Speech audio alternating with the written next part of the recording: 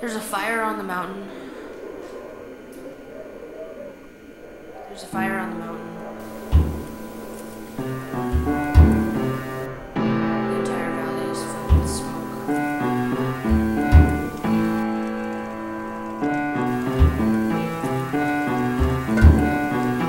I don't know where it's burning, but it's burned here. Everywhere I can think of. Across every mountain range that surrounds us. So, not sure where this smoke is coming from, but I just went outside to put the ducks away, and there's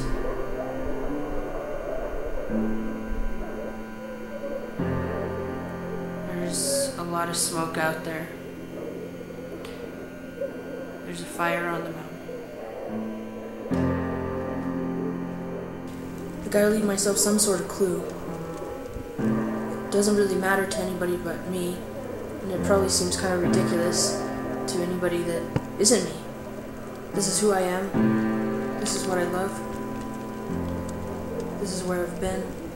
If you want to find me, I'll be right here.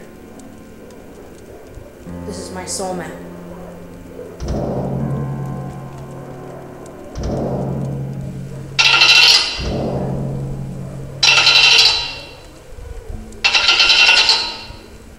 If you have to convince yourself, if you have to tell yourself that something is all right because it's what others say is all right, then it's the wrong thing to do. If somebody says you should be doing something and you have to convince yourself that it's all right just to get it done, then you're not doing the right thing. And don't let anyone tell you what you should be doing, what is your highest power, what is your greatest good. Don't let anyone tell you that this is who you are and this is what you should do. That is entirely up to you. Who you are and where you go from here is completely in your hands. And sometimes it's hard when society, everybody is telling you that this is how this should be done. It's not an easy path. It can be a lonely path. But if it is following your true nature, your deepest drive to fulfill what it is you're driven to do, then you are doing the right thing and you should just keep going. You know you're always loved, that you're always highly thought of.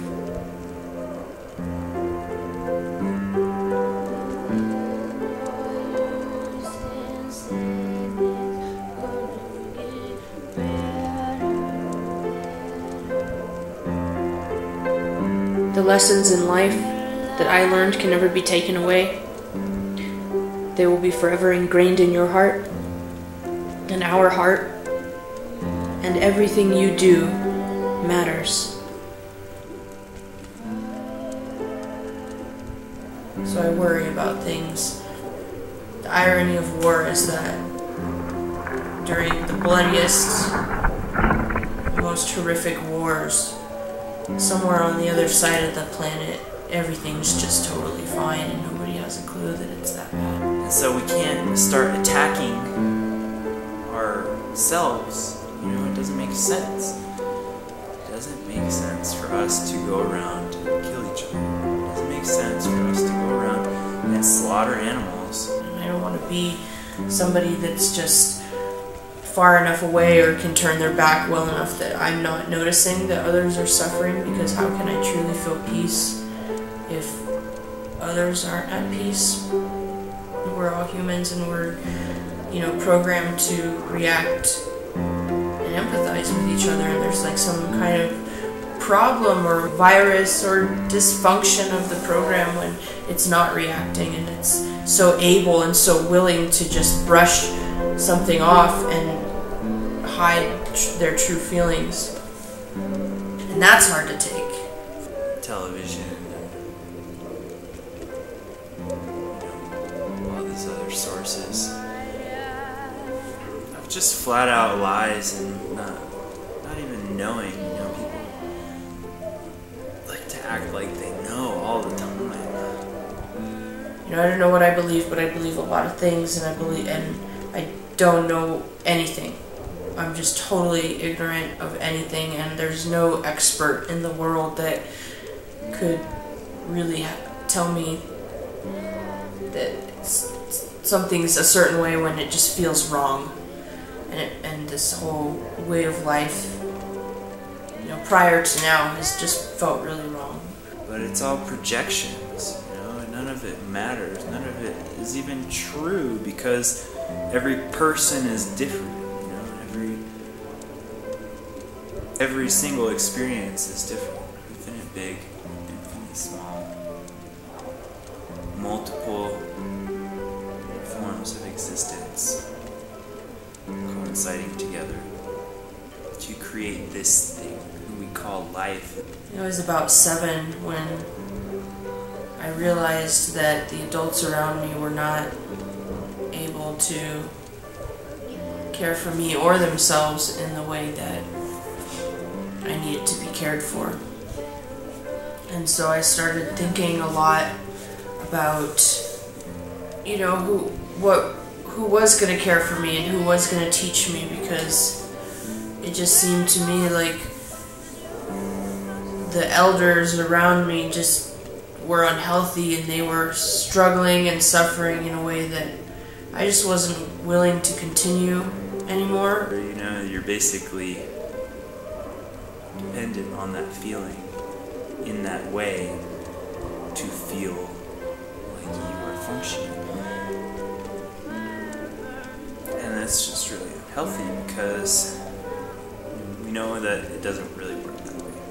It makes a good fairy tale story, and it makes like a good ideal.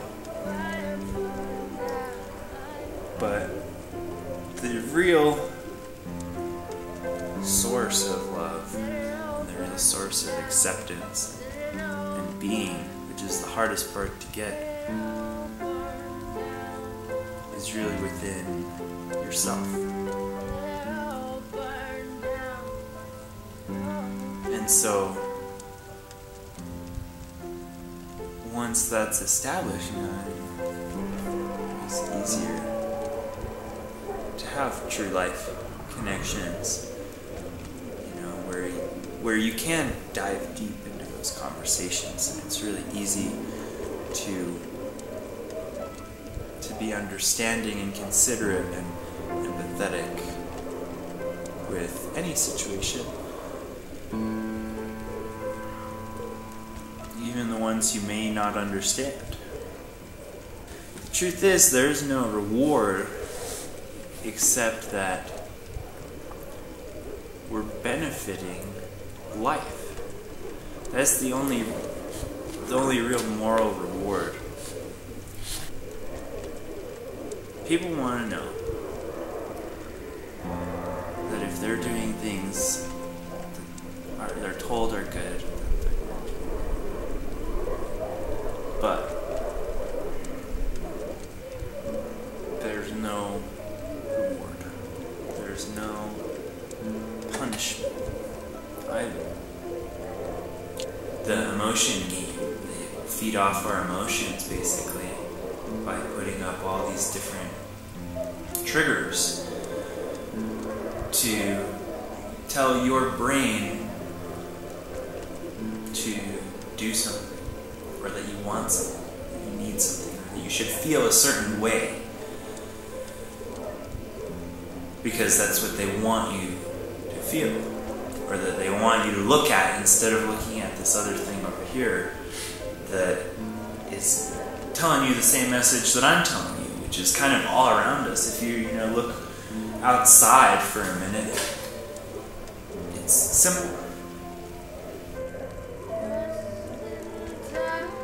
So if you think about it that way, we're a program, and we've been programmed to have a desire to do what it is that we're supposed to do. That's a desire. That's how a program works. It just wants to complete that. It wants to complete that function. Being myself is more important than being like anyone else. And when it can't, you get that error message, and it's kind of a sad day for that program because it didn't complete its function. And it's like, so we've been these programs that are not functioning right, that have actually been trained and guided to mislead our function and to push down that greatest desire. We're talking about an incredibly unhealthy way of living and a belief system that's really unhealthy.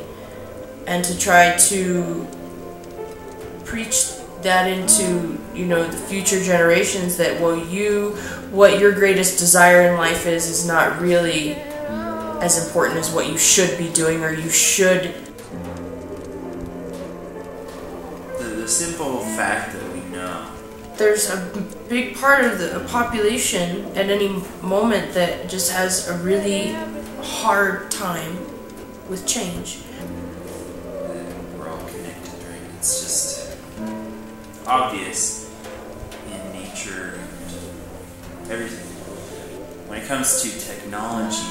And the funny thing about technology, it's easy to abuse and it's easy to forget what its purpose is that it's basically mimics everything that we can do, and a lot of things that we can do that we don't know we can do. I guess that's just kind of like how it is to be alive and to be in existence, because there's sometimes that I feel like we get used to abusing that. It's lost its power.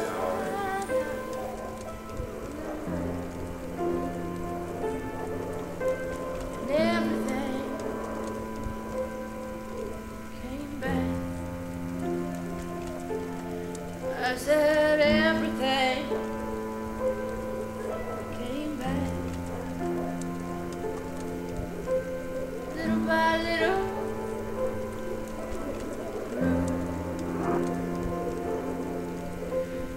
little by little,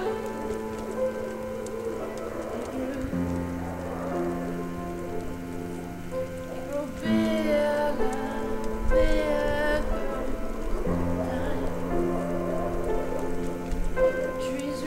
Higher, higher time. I said everything grew back. I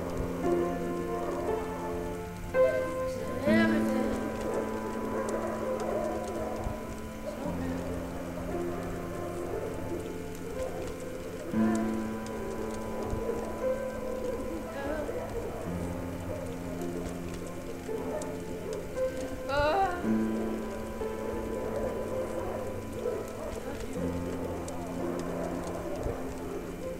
Find your own answers.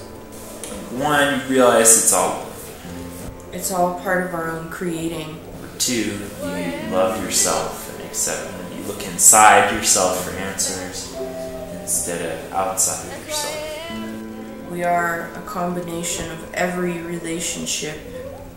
Number three, go and do whatever you tell yourself to do. Just roll with it. And just keep moving on and know that that was an experience I needed to have. Make action. Make movement. Knowledge can never be unlearned. Which is the beauty of it. Even though you forget, you don't unlearn anything. You just know intuitively. It is all. For 27 years I've thought about what I'm supposed to be doing and where I should be going and who I am, and I just want to make this video so that in my next life I'll be able to find myself maybe and remember the mission, because the mission is an all-one mission, and it's everlasting. It's not something that changes. The mission is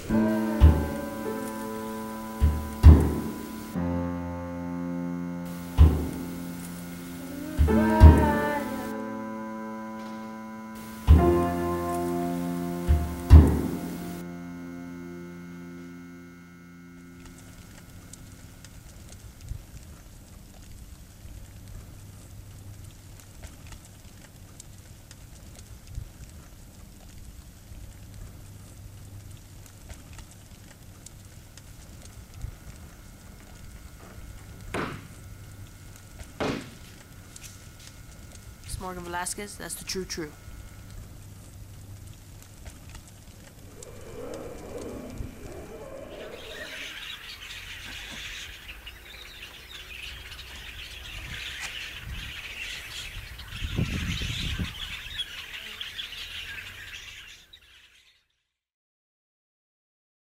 Can you see me?